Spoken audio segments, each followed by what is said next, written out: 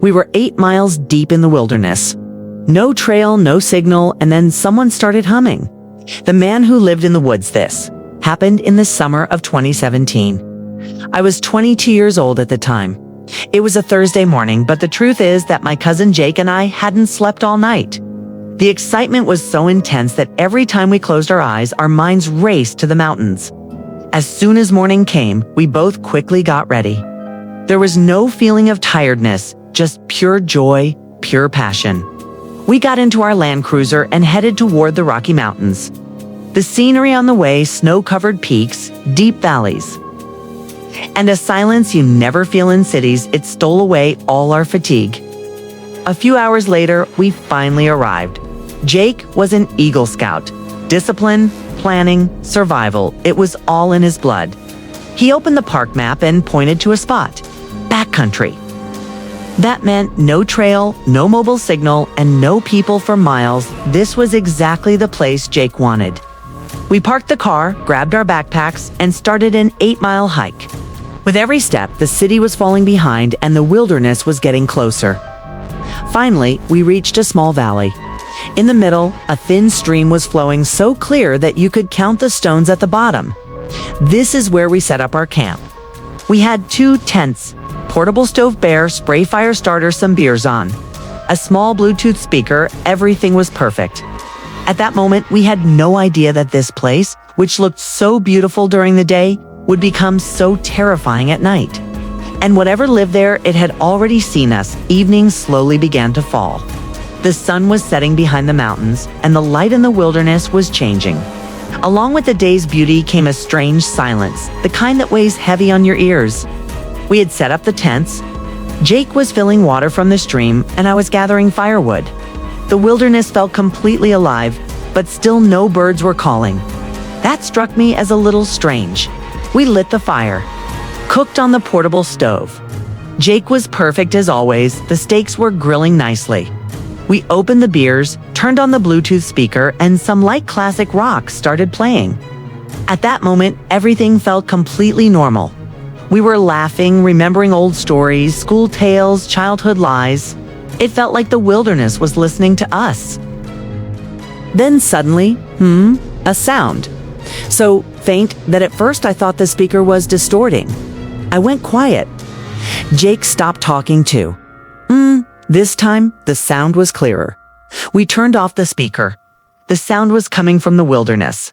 It wasn't an animal sound. It was human humming, like someone was softly singing a very old lullaby. Jake grabbed the flashlight and pointed it toward the trees. The light slid across the trunks, but there was no one. We both laughed, forcing it. Probably the wind, Jake said. But I didn't believe it. Because wind doesn't make sounds like that. The sound getting closer. About half an hour passed. The fire was burning strong. Then, this time the sound was closer. Jake and I looked at each other. Suddenly, a heavy branch shot out from the wilderness and landed right next to our fire. Sparks flew up into the air. It couldn't have fallen. It was thrown. Jake jumped to his feet. "Who's out there?" He shouted loudly.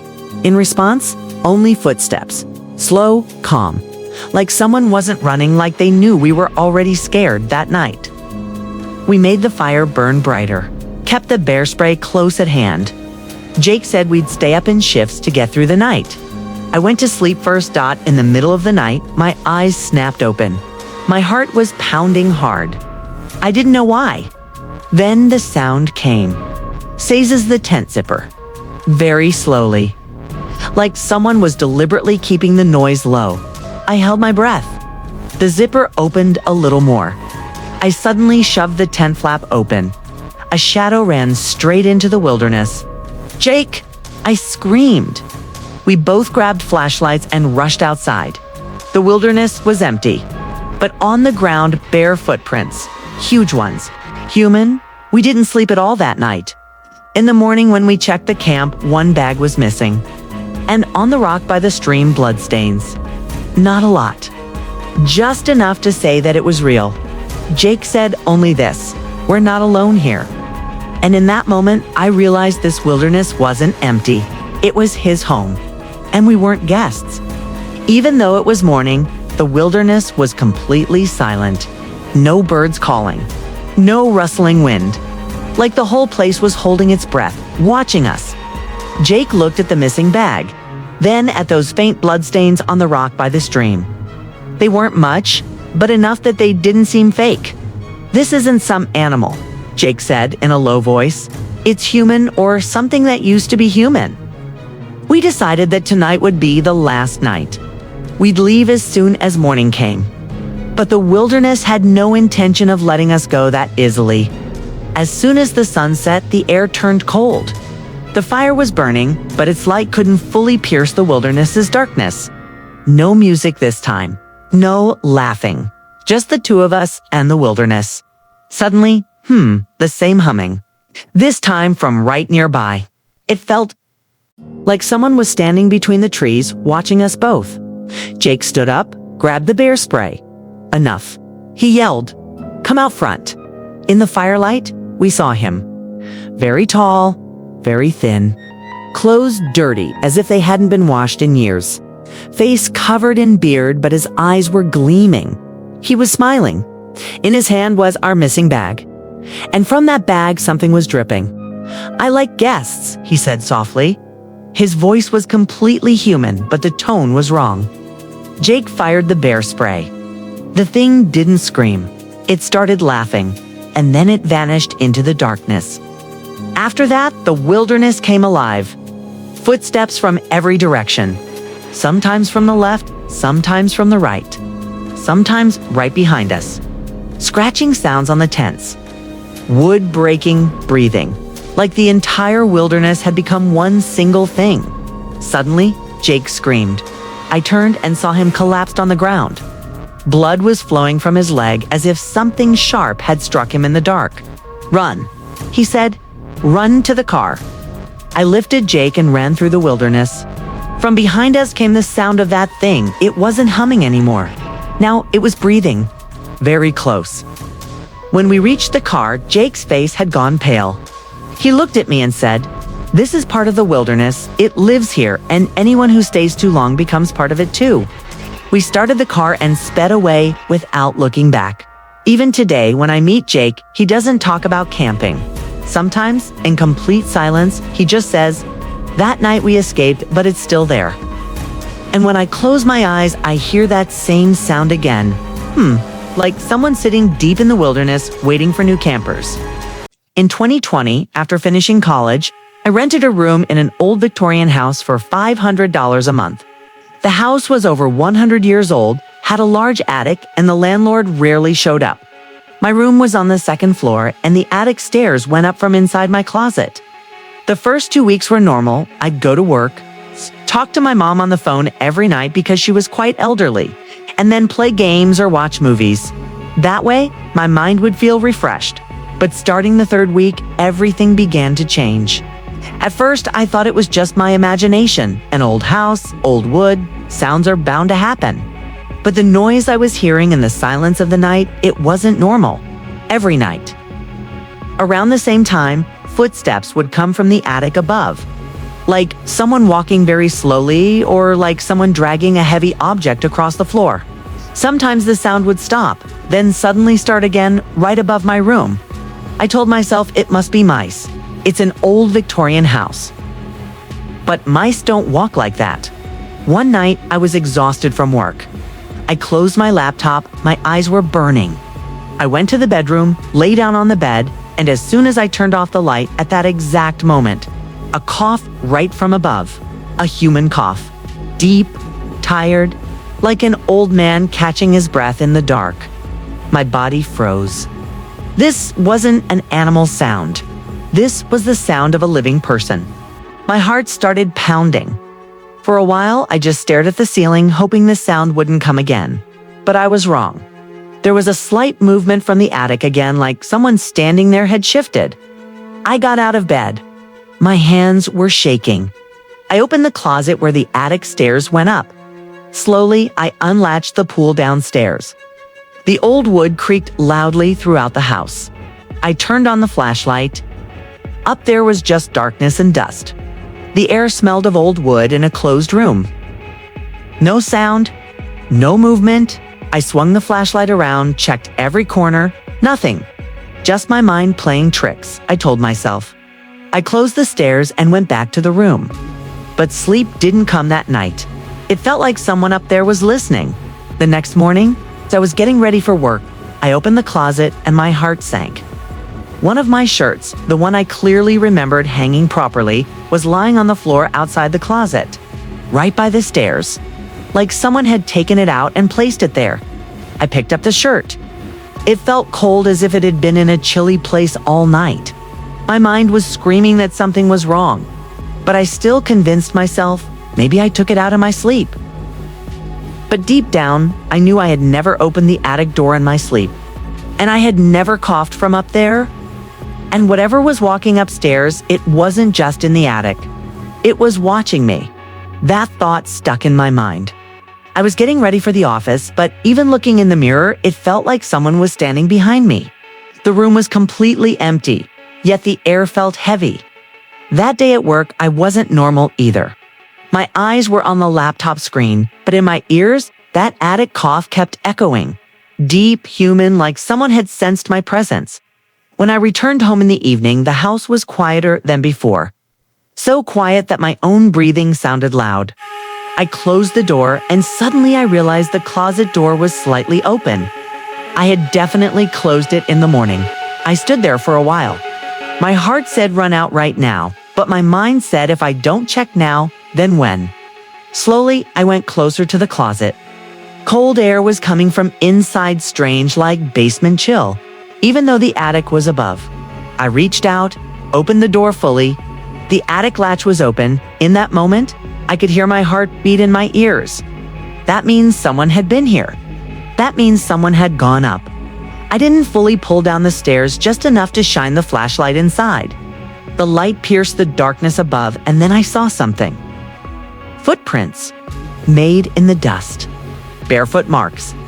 Right near the stairs, stopped, my throat went dry. These prints weren't going down, they stopped at the top of the stairs. Like someone was standing there looking down. That night, I didn't close the attic. I locked my bedroom door, sat on the bed, left the light on. Sleep didn't come. Around 3 a.m., scratch, scratch. Sound from inside the closet, like nails slowly dragging across wood. Then a voice right by my ear in my own voice. You know, don't you? I'm right here. I turned to stone. I didn't have the courage to close my eyes. The voice was smiling just like mine, and then I understood it wasn't just watching me. It was learning me. My voice, my habits, my fear. And the more I stayed silent, the more it became like me. That night, I made a decision. Either I face this thing or slowly I become the monster too. I didn't sleep until morning. As soon as the first light came through the window, I stood by the closet. The attic door was completely closed, just like always, but I knew it had been open at night. I slowly unlatched it. The stairs came down, and a cold breeze hit my face, the exact chill I felt that night when my shirt was on the floor outside the closet. I climbed up. With every step, the wood creaked, like it was telling me to go back. The attic was small. Dust, old boxes, spider webs. I swung the flashlight everywhere. Then I saw an old suitcase that had never been there before. Handwritten on it, "Do not leave him alone." My body froze. Inside the suitcase, I found old photos of this same room, the same closet. And in every photo, it was me. But in those photos, I wasn't smiling. I was terrified. Then I found the diary. On the last page in fresh ink, when it learns your voice. When it understands your habits, the attic starts feeling smaller. Suddenly, a voice from behind. "I told you not to leave me alone." I turned. It was standing right in front of me. My face, my voice, but the eyes empty from inside. It said slowly, "Now it's my turn to live downstairs." The flashlight fell. Darkness swallowed everything, and I was terrified. There was a strange silence. Its steps came toward me. With every step, the attic felt smaller, like the walls were closing in. I screamed, ran toward the attic door, stumbling and falling, slammed the latch, ran downstairs, and fled the house. That same day, I left the house. Didn't even take my stuff.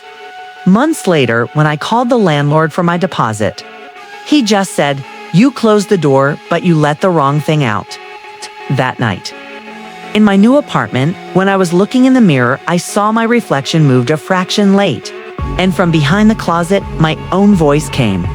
"Thank you for bringing me downstairs." The fake online seller and online seller says themselves, "Let's meet in the police station parking lot." You'd think they're safe, right? That's exactly what I thought.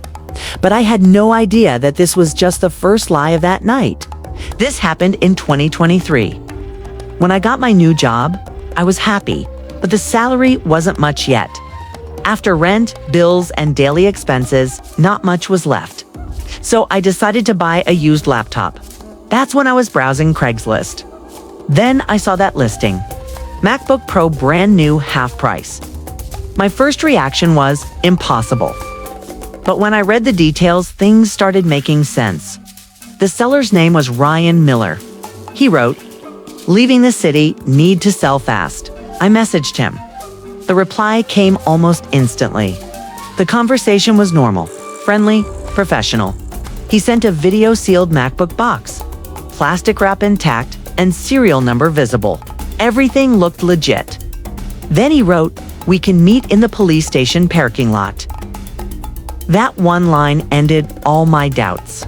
If someone is willing to meet in front of a police station, how could they be wrong? It was evening. I didn't go alone. My friend Emily Carter was with me. She was the more cautious type. "The deal seems way too perfect," she said. Perfect things are often wrong. We arrived at the police station parking lot. Completely empty. Not a single car. It felt a little strange to me, but I told myself maybe shift change. Right then, Ryan called. "Hey man, sorry my car broke down a little ahead. I'm just 2 minutes away on the side road." Emily looked at me immediately. "No," she said straight. "We stay here." But in my eyes, only that MacBook was spinning. "Just let me check it out," I said. And we drove toward that side road. On the side road, there was only a black sedan parked. Engine on, headlights burning, no one visible inside. We stopped. Ryan called again. "I'm coming, don't go anywhere." 5 minutes passed. Then 10. Emily's face tightened. "Alex, let's leave now." Soon as I turned the car, my phone started vibrating nonstop. Messages one after another. "Why did you drive past me? Why didn't you stop the car? I was watching you." I looked at Emily. I never told him what car we were in. We went straight to a nearby diner. The lights were bright, people were there, a little relief. But as soon as we sat down, the door opened. A man came in, black hoodie, cap pulled low, eyes straight on us. He didn't sit, just stood there. The waitress asked, "What can I get you?" He lifted his head and said, "Coffee." Emily's hand gripped my wrist under the table. That voice exactly like Ryan's. We paid the bill and went outside. In the parking lot, only our car. And then we saw the front tire was slashed. Straight cut, clean. Emily's voice was shaking. "This isn't an accident." At that moment, the diner door opened again. That man was coming out. Slowly, completely calm, like he knew we couldn't go anywhere. We put on the spare tire somehow and got out of there. As soon as we hit the highway, my phone vibrated again. A new message. Just one line. "The deal is still available, Alex." Emily looked at me. "When did you tell him your name?" I had no answer. Even driving fast on the highway, it felt like someone was sitting behind us. Emily was completely silent. Her eyes were glued to the windshield like she was hating every shadow in the dark. My phone was on the dashboard. The screen was still on. "The deal is still available, Alex." I flipped the phone over, like avoiding it would make everything okay. "Alex," Emily said in a low voice. "This guy knew our names, our car, our location. This isn't just a Craigslist seller." I pressed the accelerator a little more. 10 minutes later, we saw a gas station. Bright lights. CCTV cameras, people. We stopped. As soon as we got out of the car, my phone vibrated again. This time, a photo of the gas station, our car. Both of us blurry, but recognizable. The photo was taken just now. Emily's face went white. "He's here," I looked around. There were people, but no familiar face. Then the message came. "Why do you always run to bright places?" In the next message, he sent exact coordinates. Our location, real time. Emily was close to crying. "Alex, we need to go to the police now." I nodded. As we left the gas station, I dialed 911. The call connected. 911, "What's your emergency?" I started telling everything: Craigslist, Ryan, photos, tracking. The operator went silent. Then she said, "Sir, the number sending you messages, it was disconnected 6 months ago." We reached the police station and an officer, Detective Harris, listened to us. He entered Ryan Miller's name in the system. A file opened on the screen. Detective Harris's voice slowed. "Ryan Miller, 29 years old, missing since 2019. Emily gripped my hand hard. "Missing?" The detective opened the next page. There were cases of him luring people through Craigslist scams, but his body was never recovered. I asked his phone. The detective pointed to the screen. Last ping from an abandoned industrial area. My heart sank. The same area where he had called us to meet. Inside the police station, under cameras, among officers, my phone vibrated again. This time, just one line. "You're looking for me when I'm right with you." Emily screamed. And at that moment, the police station's automatic doors opened. Whoosh! A man came in. Black hoodie, cap low. Steps very slow. Detective Harris saw him and froze. "Impossible" came out of his mouth. The man lifted his head and smiled straight at me. The police station suddenly went silent. That man's smile wasn't normal at all. Like someone had learned to be human, but not completely. Detective Harris said softly, "Ryan."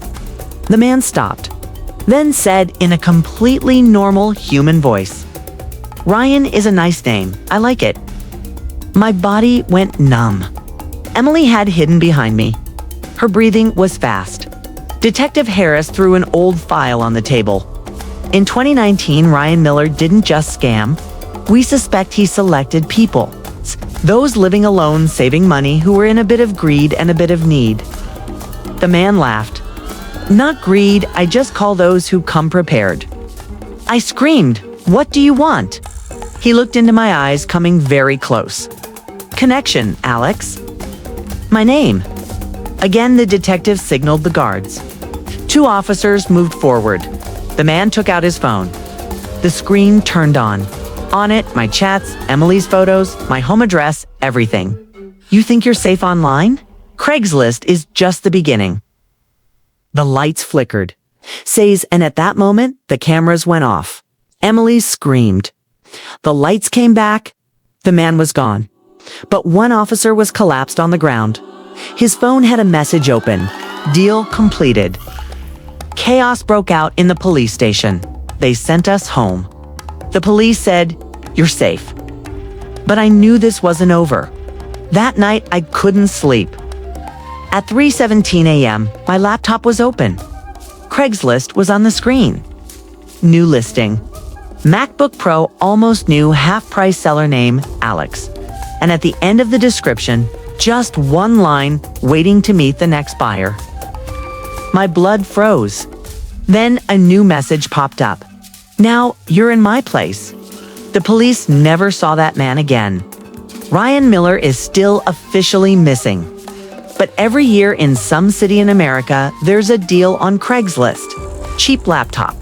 Safe meeting place. And then the buyer is never found again. And the most terrifying part, the seller's name is always new.